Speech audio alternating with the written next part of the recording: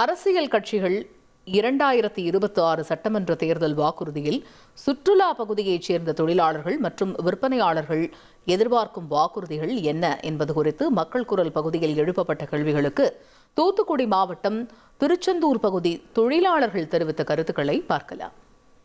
திருச்செந்தூரை பொறுத்த வரைக்கும் பார்த்தீங்கன்னா, நம்ம தமிழ்நாடு இல்லாமல் இந்தியா இல்லாமல் உலகம் முழுக்க இருந்த ஆட்கள் வர்றாங்க. அதில் கொஞ்சம் சுற்றுச்சூழல் அதாவது சுகாதாரம் கொஞ்சம் நல்லா இருக்கணும்.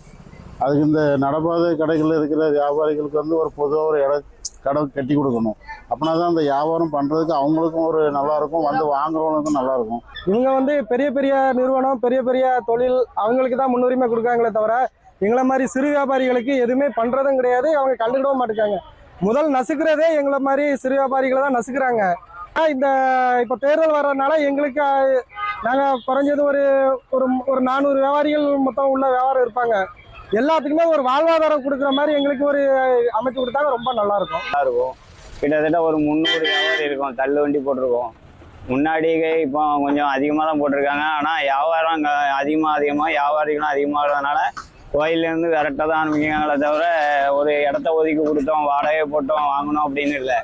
கரெக்டாக தான் பார்க்குறாங்க வியாபாரிகளை. கடைகள் போட விடவே மாட்டேங்காங்க. எங்கே பார்த்தாலும் கரெக்டாக தான் எதிர்பார்க்காங்களே தவிர சரி ஒரு வாரமாக போட்டு உட்காந்துட்டோம், நம்ம ஒரு வாடகை போட்டு கொடுப்போம் அப்படின்னு எந்த ஆட்சிக்காரங்களும் நினைக்க மாட்டேங்காங்க. தொழில் ரீதியாக இருக்கிறத விட இந்த ஊரை இன்னும் கொஞ்சம் டெவலப் ஆகணும்னு தான் நாங்கள் நினைக்கிறோம். எப்படின்னா முக்கியமாக பஸ் வசதி இல்லாமல் மக்கள் ரொம்பவே கஷ்டப்படுறாங்க. அந்த பஸ் ஸ்டாண்ட்லேருந்து இந்த பஸ் ஸ்டாண்ட் 1.5 கிலோமீட்டர் தூரமாக இருக்குது. மக்கள் பார்த்தீங்கன்னா நிறைய பேர் ஆட்டோவில் வராங்க. நிறைய பேர் ஆட்டோவுக்கு எதுக்கு ரூபா கொடுக்கணும் கஷ்டப்பட்டவங்க நடந்தே கூட வந்துடுறாங்க. அவங்களாம் பார்க்கல ரொம்ப கஷ்டமாக இருக்குது. சீக்கிரமாக ஒரு டவுன் பஸ் வந்தால் கூட மக்களுக்கு ரொம்ப உதவியாக இருக்கும். மக்கள் அதனால் பயனடைவாங்க. மக்கள் குரல் பகுதியில் திருச்செந்தூர் மக்கள் தெரிவித்த கருத்துக்களை பார்த்தோம். இனி செல்லும் இடமெல்லாம் செய்தி. தந்தி டிவியின் வாட்ஸ்அப் சேனலை ஃபாலோ பண்ணினா செல்ல இருக்கும் இடமெல்லாம் செய்தி.